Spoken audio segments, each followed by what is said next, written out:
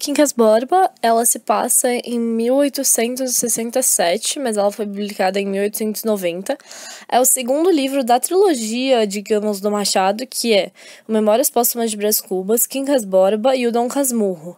Sendo que esse segundo, Quincas Borba, é um pouco diferente do primeiro, porque no Brás Cubas você vai ter um realismo mágico, digamos. Você vai ter um realismo em que você vai ter um personagem morto contando uma história, que é impossível. Mas no Quincas Borba você não vai ter nenhum elemento marcante de fantasia ou de fuga dessa realidade concreta. Ele é narrado por um narrador onisciente, tem tempo cronológico e psicológico, e ele se passa no presente e no passado.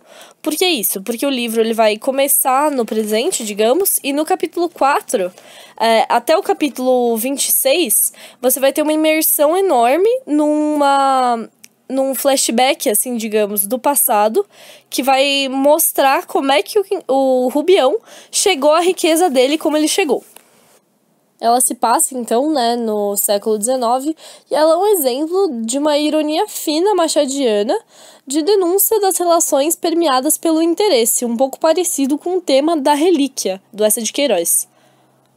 E o título se refere tanto ao Quincas Borba humano, quanto ao Quincas Borba cachorro. E o próprio Quincas Borba humano deu esse nome pro cachorro dele porque ele é um ególatra, narcisista, e é uma maneira dele continuar vivo, durante a narrativa. Mas quem é protagonista dessa obra é o Rubião. Rubião é um professor que depois vira capitalista, e no primeiro capítulo já está descrevendo sobre como os capitalistas sentem que eles possuem das suas chinelas até o céu. Ele acaba herdando essa riqueza do Quincas Borba, que era para ser cunhado dele, mas acabou não sendo porque a irmã dele morreu antes. E daí ele fala assim: nossa, como é bom que a minha irmã morreu. E como é bom que o Quincas Borba morreu, porque acabou que eu ganhei esse dinheiro. Então ele não vê a morte da irmã como uma coisa ruim, nem a morte do Quincas Borba como uma coisa ruim. E aqui, bem no primeiro capítulo, você já começa a perceber o quanto que as relações elas são intermediadas pelo interesse. E isso é visto como lucro a todo momento, Essa perseguição pelo lucro é um elemento importante de denúncia. Então essa irmã dele, a Maria Piedade, ela acaba nunca casando com o Quincas porque ela morre antes. E mostra também o quanto que o Rubião tinha tentado ser capitalista, mas ele não consegue. Então é um negócio assim, não é... Quem fica rico não é quem se esforça no capitalismo, não é quem trabalha. Mas é uma questão de sorte. Então aí você já começa a ver um pouco da crítica machadiana em relação à meritocracia também. E quando ele fala que o burguês é dono do céu, é como se o capitalismo não tivesse medida. Então, a vida não custa nada, para um burguês. E, Brumadinho, por exemplo, mais vale o capitalismo do que as vidas. E é engraçado essa ambiguidade, porque um professor, se o Rubião era professor, ele estudava valores. E o capitalista é material, e esses não conversam. Você fica percebendo que ele se torna um capitalista por quê? Por causa do chinelo, porque possui o céu, porque ele vê a morte da irmã como uma coisa boa, porque ele mora numa casa em Botafogo, ele tá 8 da manhã tranquilo, sem trabalhar. Professor não fica 8 da manhã sem trabalhar, por causa do chambre. E é uma ironia, que, tudo isso tá acontecendo e é porque a irmã dele morreu, e ele vê isso como uma coisa boa.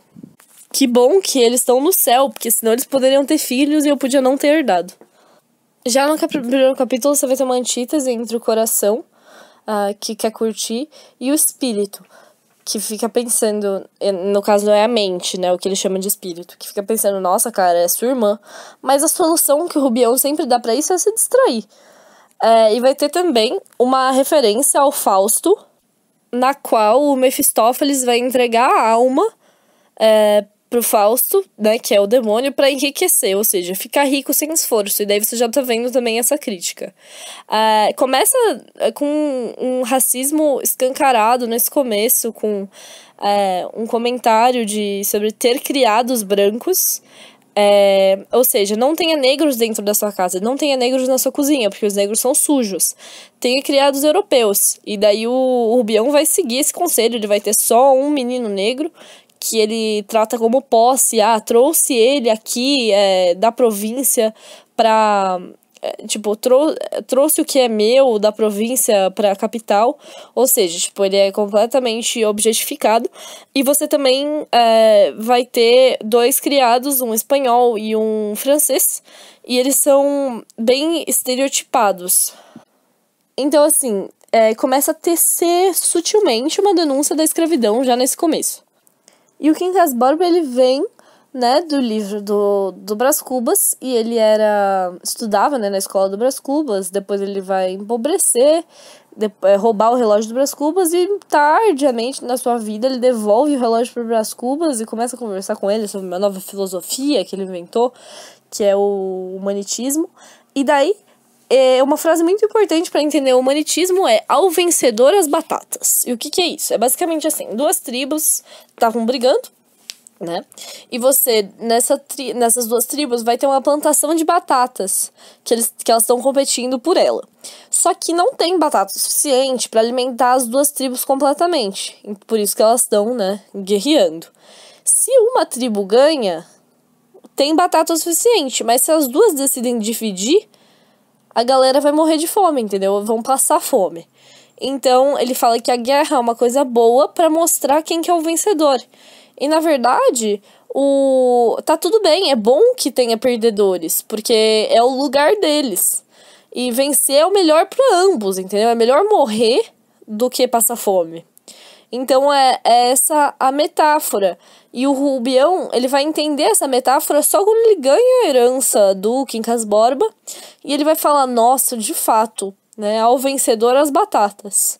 Tipo, ele só entendeu quando ele ganhou o testamento. Você ter no poder, o Machado usa essa metáfora, o poder é você ter a mão no cabo do chicote. E não ser quem tá sendo açoitado. É você receber o dinheiro. De todas as relações permeadas pelo interesse na obra, a Dona Fernanda é uma das melhores personagens, mas mesmo ela, que é gentil, que vai tentar ajudar o Rubião quando ele ficar doente, ela fala que o melhor dos sonhos não é melhor que o pior dos maridos. Ou seja, é pra você, mulher, aguentar o pior dos maridos, porque ficar sem marido é a pior coisa do mundo. E por meio dessa fala, por meio da personagem da Dona Tonica, que é uma solteirona de quase 40 anos de idade, que fica sofrendo, pelo amor de Deus, eu quero um marido por tudo nessa vida, o Machado vai ridicularizar um pouco a sociedade patriarcal, ele vai expor ela e vai falar também sobre romantismo, como o romantismo exacerbado é ridículo. A Dona Tonica vai reprovar muito o adultério que ela acha que acontece entre o Rubião e a Sofia. E daí você vai ver, no Dom Casmurro, por exemplo, que é o livro seguinte, essa suspensão, essa dúvida, ela importa muito mais do que a resposta, né? Traiu ou não traiu. E aqui também é uma coisa meio parecida. Apesar de não ter a concretização de nenhum dos adultérios, você vai ter essa suspeita, todo mundo meio achar, o Major, a Siqueira achar, a Dona Tonica achar. Tudo isso é uma confabulação, né, que é o que importa. A lógica machadiana é o seguinte: o matrimônio no realismo tem que ser exposto. Então o matrimônio é um tédio, e o tédio leva ao adultério. Leva a uma distração. Se bem que a Sofia, ela só se sente atraída, de fato, pelo Carlos Maria, e não se sente atraída pelo Rubião. Ela não quer ficar com ele, apesar de que o marido dela quase que obriga ela a não falar não pro Rubião, porque senão ele perderia o dinheiro e o contato com esse amigo, né, entre aspas, que ele tem um interesse. Porque ele tá lá, o Rubião chega, fala Sofia e tal. Mas a Sofia flerta muito com ele. Ela fica trocando olhares, tudo. E daí ela fala, vamos lá ver as estrelas. E daí o Rubião acha que isso é um momento bom para se declarar. Se a Sofia diz não, ela faz do Rubião. Não é o que o marido quer, porque o Palha, né, o Cristiano Palha, quer lucrar a partir da relação dele com o Rubião. E se ela diz sim, ela não quer dizer sim, entendeu? Ela não quer estar cometendo adultério. Ela ama o marido dela, ela obedece o marido dela. Só que daí, quando chega o Major Siqueira, salva eles, a Sofia inventa qualquer história. Só que ela tá tão forte, tão segura, que o Major quase acredita, assim. Só que o Major, ele vai suspeitar porque ele quer que a filha dele, a Dona Tonica, case com o Rubião, porque ele é rico. E daí o Major chega falando, nossa, a lua tá tão bonita, né? Boa pra namorar, meio assim, falando, eu tô vendo o que vocês estão fazendo, tem algo estranho aí. A Sofia vai entrar pela cozinha, né? Como se ela não estivesse lá fora, como se ela estivesse mexendo nas coisas da cozinha. Então, sempre um jogo de impressões, né? Que é o importante. O quanto que é diferente a nossa essência e a impressão que a gente deixa nos outros. O Rubião e o Major ficam conversando. Do capítulo 29 ao 50, você vai ter um dia inteiro. Bom, por que o Carlos Maria frequenta a casa do Rubião? Não é porque o Rubião é rico. O Carlos Maria também é rico, mas ele é ególatra. Então ele é um narciso em pessoa. Ele quer ser elogiado em todos os momentos. Já o Freitas frequenta por interesse. O Cristiano Palha, ele também vai frequentar por interesse, e o Camacho, né, é mais o contrário, é mais o Rubião que vai lá, mas o Camacho também tem fortes interesses econômicos. Você vai ter, quando o Carlos Maria e o Freitas estão lá na casa do Rubião, a história antes, né, de acontecer tudo aquilo, do Rubião chegar pra Sofia e falar pra ela fitar o cruzeiro, pensando nele, de beijar a mão dela, de agarrar ela, tudo isso naquele jantar na casa que o Major Siqueira interrompe. O Freitas e o Carlos Maria, eles vão estar comendo lá na casa do Rubião, e vão chegar um pacote de morangos, que o Freitas vai chamar de morangos adúlteros. E o que vai acontecer? Quem escreveu esse bilhete, na verdade, foi o marido da Sofia, né? Foi o Palha. E daí dá pra perceber o quanto que o Palha expõe a Sofia, faz ela usar uns decotes, cria umas relações meio bizarras pra usar a mulher dele pra atrair o Rubião, pra fazer o Rubião abrir os negócios com ele e tudo. Então, a Sofia finge que assina, né? Ela escreve na letra dela, mas quem escreveu e quem mandou os morangos, na verdade, foi o próprio... foi o próprio Palha. E daí é meio irônico, né? O quanto que o Rubião acha que aquilo pode ser meio... Nossa, será que ela tá dando em cima de mim e tal? Ele beija o nome dela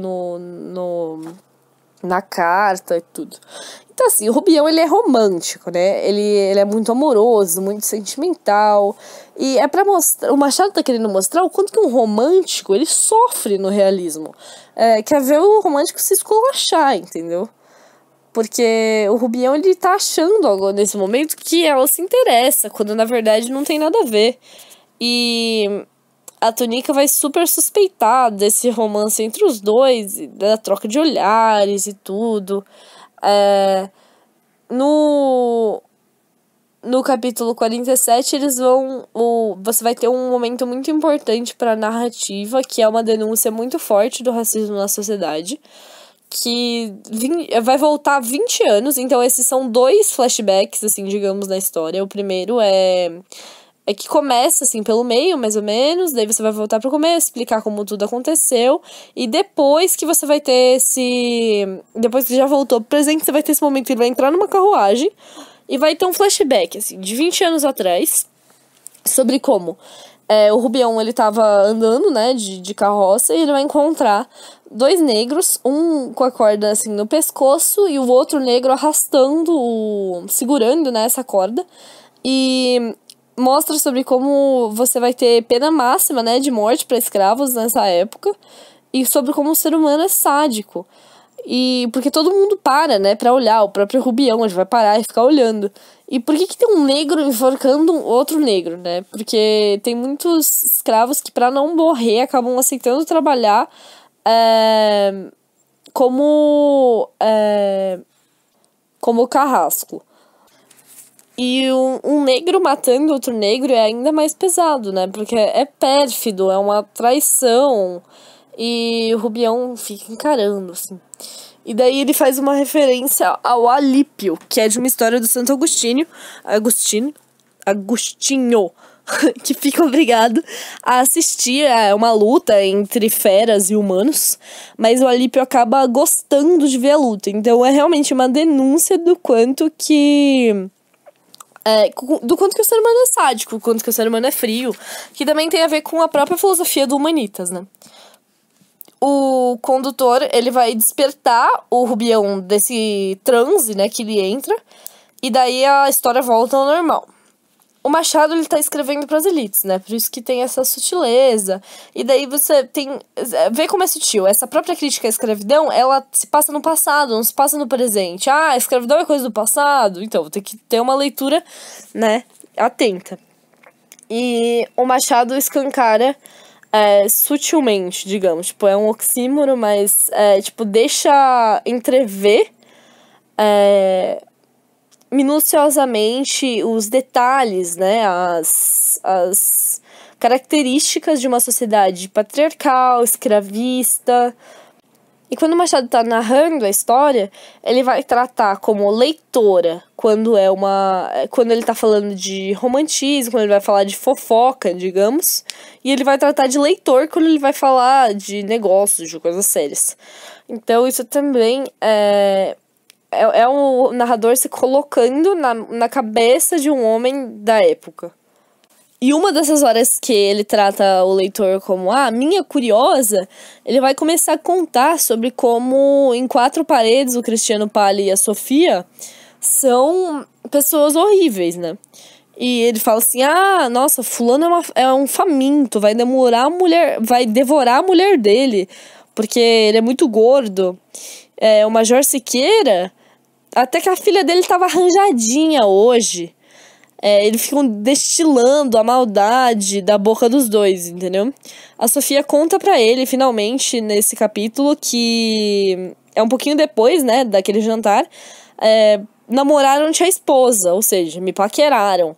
E daí ele fala, eu vou te contar, mas assim, me promete antes, você não vai ficar bravo. E daí o Machado faz uma piadoca, o Palha ficou empalidecido.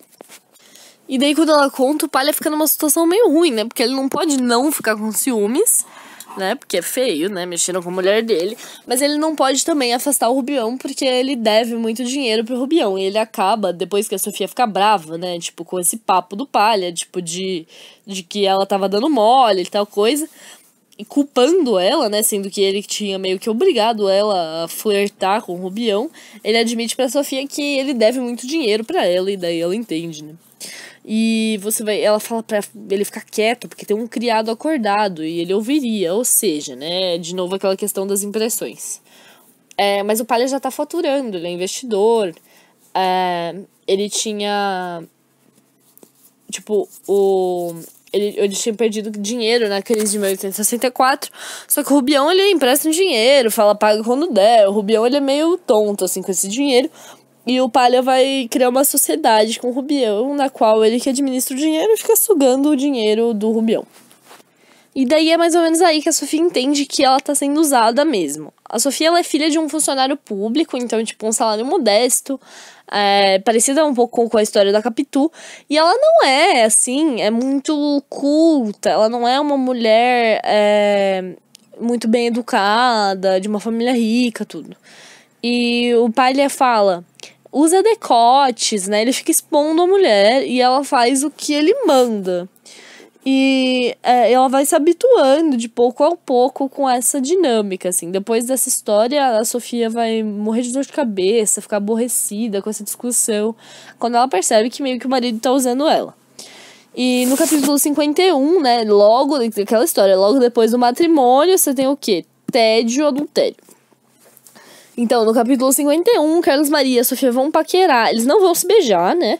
Mas você vai ter um flerte e a Sofia nem sabia quem é Carlos Maria, nem sabia que era amigo do marido dela. Mas ela lembra do baile depois. No baile, o qual o marido, né, o Palha, tinha falado pra ela dançar com o Carlos Maria porque ele era o mais bonito. Na verdade, ele era o mais rico também, além de bonito, né? E realismo, cara, casamento é um tédio. E no capítulo 35, a Sofia, tipo, a metáfora que o Machado de Assis usa sobre os olhos da Sofia serem uma lanterna de hotel com todos os quartos ocupados, é sobre como o coração, os cômodos ocupados, né, o coração da Sofia tá fechado. E ela é completamente devota ao marido, né? Só que ela foi, de fato, sedutora, falou, vamos ver a lua, é responsável por alimentar, de alguma maneira, a fantasia do Rubião. E esse narrador é curioso, porque ele é mais filtrado nas referências.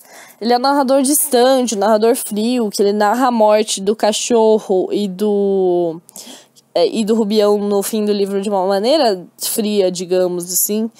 E o Rubião em si, ele não é ingênuo, mas no final do capítulo... No final do capítulo 3, ele vai falar, vamos deixar o Rubião do roupão de luxo e vamos voltar para o Rubião professor. Vamos explicar como é que isso aconteceu. Desde o começo, então, vai ficar claro o quanto que o Rubião tem interesse na fortuna do Quincas Borba. Só que ele é meio ingênuo, porque ele não sabe direito quanto dinheiro o Quincas Borba tem. Por que ele vira enfermeiro, né? Isso é um elemento bem importante. Tipo, que esse interesse dele vai estar demonstrado por ele procurar a herança, por falar da morte da irmã com coisa boa, por ir pro Rio de Janeiro, tipo, então política, a Sofia, o Camacho, as relações são permeadas por interesse no livro inteiro. O humanitismo é, digamos, uma falsa filosofia, mas que é verdadeira na obra. É uma sátira do darwinismo, do positivismo, e ela é defendida pelo louco do Quincas Borba. Então, tipo, a crítica do Machado tá aí. O Quincas Borba é demente. Rubião também vai virar demente. Então, tipo, é uma filosofia de loucos. Aos melhores os prêmios. Vencem sempre os melhores. O leão come o ratinho. Então é frio, né? É impassivo, é desumano. E, tipo, é um demente inventando uma teoria. Essa é a sátira.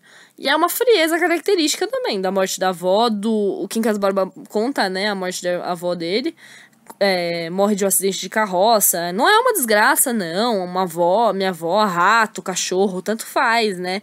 Porque se uma pessoa morre, ela tá alimentando o humanitas, que seria a energia, assim, digamos, de todos os seres.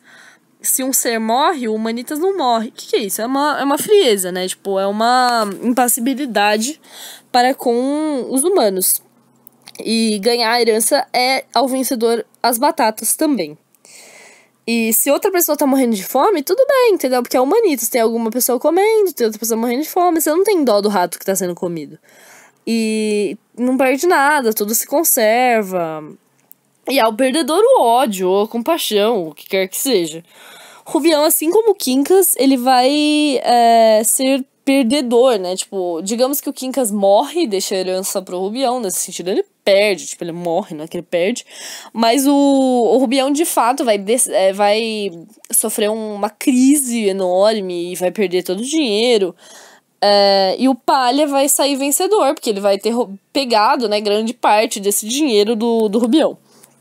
No capítulo 55, você vai ter uma metáfora bem importante do Rubião acerca da moral. Então, o Machado vai falar que é muito difícil você ter uma coxa inteirinha, coxa tipo de cama, assim, inteirinha, bem costurada. O mais comum são as coxas de retalhos, né? E coxas de retalho aos montes. O Bernardo Carvalho, que é um escritor brasileiro, ele vai criticar a sociedade brasileira pelo humanitismo. É muito engraçado uma carta que o Quincas Borba escreve para o Rubião enquanto ele ainda tá vivo, que ele fala assim: Ignaro, não conta pra ninguém, eu sou o Santo Agostinho. E daí nesse momento fica óbvio, evidente, o interesse do Rubião. Por quê? Quando ele fala que ele é o Santo Agostinho, você fala, cara, ele tá maluco, ele tá completamente pirado, ele precisa de ajuda. Só que em vez do Rubião fazer isso, mostrar a carta pro médico, ser uma pessoa correta, ele fica interessado na herança e ele sabe que se ele tiver maluco, não vai poder herdar. Então ele fala assim, normal, não mostra pro médico não. Daí o médico fala, tem alguma coisa importante na carta? Ele fala, não, coisa pessoal aqui, nada demais. E é engraçado que o Quincas morre falando que a dor é uma ilusão. Só que o Rubião é fraco moralmente, então ele vai sempre ter remorsos, porque ele é uma coxa de retalho. E quando ele pensa no testamento, ele sempre acaba abandonando os remorsos. Então, no capítulo 27, volta ao presente. E você vai ter, dois lados, assim, importantes de entender os interesses e como que tanto o Camacho quanto o Palha usam o Rubião. Você vai ter o Palha usando o elemento do sexo, então apelando pra Sofia pra puxar o Rubião e fazer com que o Rubião ceda esse dinheiro pro Palha. E por outro, você vai ter o Camacho com a política e a revista Atalaia, que vai fazer com que o ego, né, seja suprido do Rubião. Então é bem claro, é bem nítido. É sexo e poder, as duas coisas que fazem o Rubião ser fisgado e que ele abra a carteira o quanto que ele for abrir. Nem do cachorro ele gostava direito, ele falava que ele mantia o cachorro do Quincas Borba, né, que era a única condição do testamento, ele cuidar do cachorro do Quincas Borba, mas nem o cachorro que ele queria manter, ele mantinha pela dúvida, porque às vezes ele achava que talvez o espírito do Quincas Borba estivesse no cachorro, ele ficava meio com medo, então ele é bem fraco moralmente. E o Camacho e o Palha, nesse começo, eles vão competir um pouco por essa atenção do Rubião, até que ele começa a descender, né, começa a perder o dinheiro. E eles impedem, os dois juntos, o Rubião de voltar pra Barbacena. Ele tava envergonhadíssimo quando ele percebe que que a Sofia não queria nada com ele, que ele achava que ele tinha se esculachado, assim. Ele quer voltar pra Barbacena pra ficar longe da Sofia. Tem uma coisa que é importante que acontece no desenrolar da narrativa. A Maria Augusta, que é uma tia da Sofia, que mora em Iguaçu, bem caipira, é viúva, fazendeira, cheia de dívidas, manda a filha dela, né, a Maria Benedita, pro Rio. E a Sofia quer que a Maria Benedita se case com o Rubião, né, por causa dos interesses, por causa do dinheiro do Rubião. A mãe acaba morrendo um pouco mais pra frente, é a Maria Augusta. Mas a Sofia toma pra ela esse papel de educar a Maria Benedita pra casar. Então ensina francês, piano, aquelas coisas da época. E fala pra Maria Benedita, eu tenho um casamento pra você. E daí Maria Benedita vai achar que é o Carlos Maria, que é um gostosão, que ela ama, é apaixonada, ela é devota, submissa, ama, mas calada, assim, não fala pra ninguém, faz um santuário, reza toda noite porque ama ele. E, na verdade, é o Rubião. Só que ela nunca vai descobrir que era a intenção da Sofia casar ela com o Rubião. E a Sofia, ela não foi educada, propriamente, né? A Maria Benedita meio que supera ela, acaba superando ela.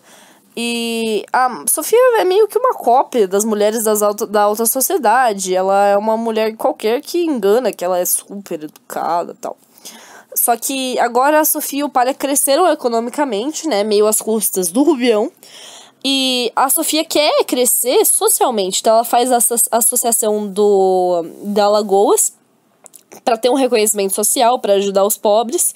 E daí surge uma personagem muito bacana, que é a Dona Fernanda, que é gaúcha, que ajuda as pessoas, né, que tem um interesse político também, porque o marido dela, o Teófilo, é deputado alagoano, mas que ela é uma pessoa super correta, apesar de machista, naquela citação que eu me referi na primeira parte. Só que ela é mãe, ela é valorizada, e essa amizade ela é valiosa pra Sofia. Porque a Sofia ela é pérfida, ela é traiçoeira, e a Dona Fernanda é a única que realmente quer cuidar do Rubião quando o Rubião fica doente. É uma coisa que demonstra muito a hipocrisia do Sofia e do Palha, porque quando ele tava bem era melhor amigo. Mas quando ele começa a ficar demente e ele perde o dinheiro, mostra, né, o quanto que as relações realmente são pelo interesse. E, nossa, a Sofia fica com tanta vergonha da Dona Fernanda falando pra ela que ela devia estar cuidando do Rubião, que ela fala com o Palha, insiste, e o Palha acaba por levar ela pra uma casinha. O Rubião, pra morar numa casinha bem menor do que a casa dele no Botafogo, com um criado e o Quincas Borba, o cachorrinho. E eles contratam o Dr. Falcão, que tem várias opiniões, ele é meio que vê os interesses das pessoas. Ele fala que a Fernanda tá interessada pelo Rubião amorosamente e que a Sofia e o Rubião com certeza se amaram o suficiente pra deixar ele maluco. E o Palha, essa inteligência econômica do Palha que vai reverberar nessa ascensão da Sofia também. E aos poucos na obra você vai ver que eles vão rejeitar o Major e a Túnica. Por quê? Porque eles são mais pobres. E você vai ter um momento que ele vai chamar um Major. Porque não é o Major, entendeu? É qualquer Major, porque ele não é ninguém. Se ele é pobre, ele não é ninguém. E você vai ter também meio que uma comparação que você pode fazer aí com quanto que o Quincas Borba e o comandante, eles traçam um espelho do que vai ser a vida, né, do comissário político e do Rubião, respectivamente. E também sobre como, o mundo novo, ele idealiza o socialismo do mesmo jeito que o Rubião, ele é fantasioso, romântico. E o comissário também, ele é idealizador, né, naquele começo de narrativa do Mayombe. Bom, a Sofia consegue status. Mas depois do casamento da Maria Benedita com o Carlos Maria, o Rubião, ele tá perdendo dinheiro. E o Cristiano Palha cessa a sociedade dele com o Rubião. Fala, eu vou ter que trabalhar lá pra um banco. Porra nenhuma, né? Tipo, ele só percebeu que ele já tava pobre e que já tirou tudo que tinha do Rubião. Bom, o que vai acontecer ele vai ficar delirando e vai encontrar... Isso é uma coisa muito importante que eu acho da narrativa. O Rubião, em um dos delírios dele, enquanto ele ainda tava morando no Rio, você vai ter o Deolindo, né? Que era uma criancinha que o Rubião tinha salvado a vida... ajudando, só que a criancinha não lembrava, né? Ajudando a perseguir, chamar o Rubião de louco pelas ruas. Então ele vai perseguir, né, o Rubião num ataque de insanidade, no qual ele acha que ele é Napoleão III. E é bem irônico, né? Porque os pais da criança vão perceber que o filho tá perseguindo o pai que salvou a vida dele. Tipo, o Rubião tava andando na rua um dia, e daí a menina ia ser atropelada e salvou o Deolindo. Então é um pouco dessas ironias da vida, né? Porque em um momento você vai salvar a vida de alguém, e em outro momento ela vai estar jogando pedra em você na rua.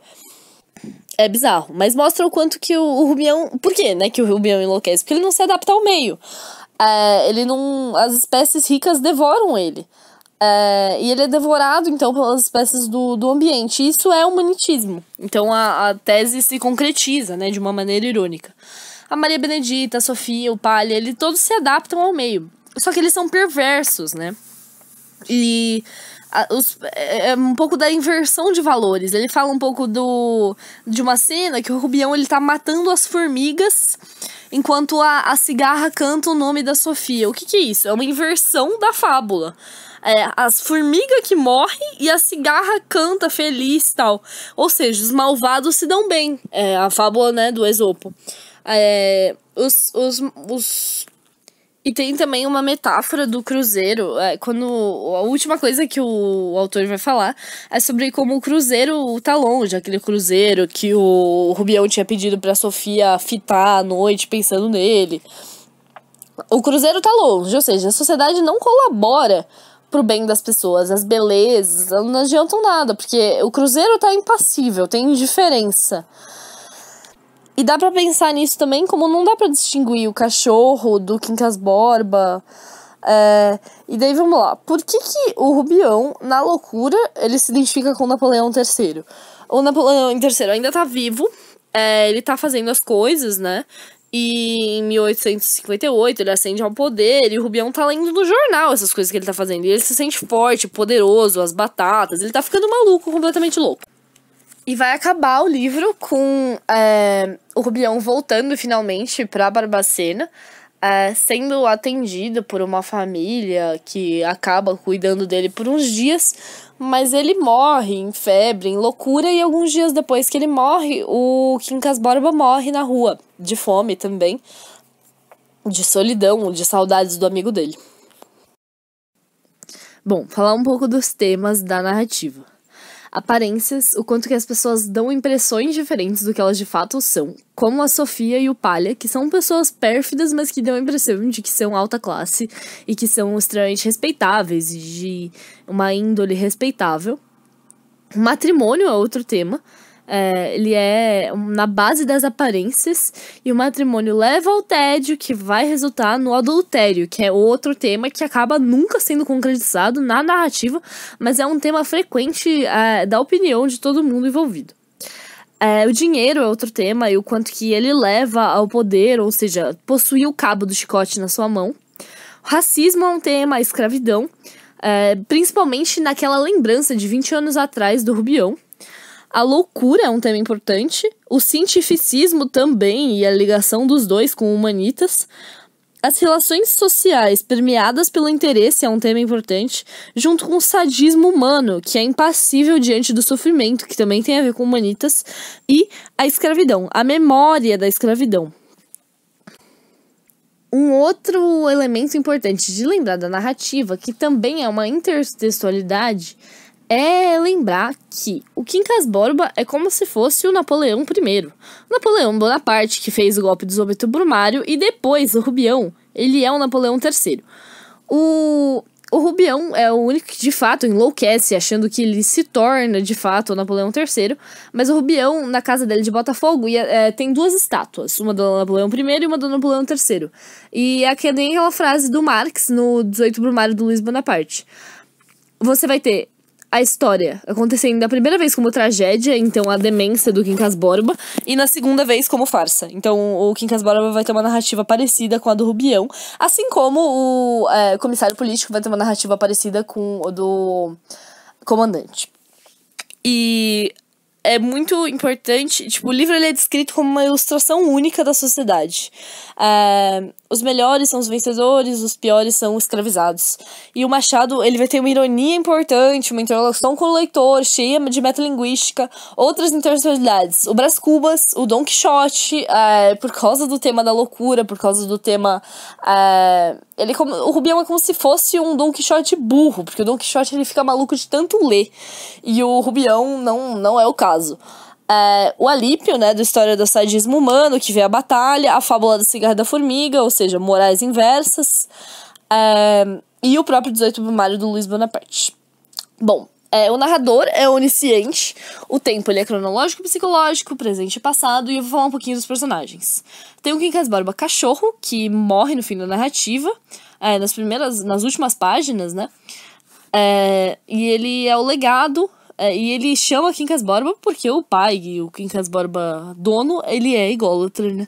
Ele é extremamente humanizado, antropomorfizado, profundo e fiel na narrativa. Tem o Quincas Borba humano, que é o filósofo, o médico, e o irmão do Rubião, que é o irmão do Rubião, que é a irmã, desculpa, do Rubião, que é a Piedade, era viúva, tímida, e daí o que vai acontecer? Você vai ter a Piedade morrendo antes de fato casar com o Quincas Borba.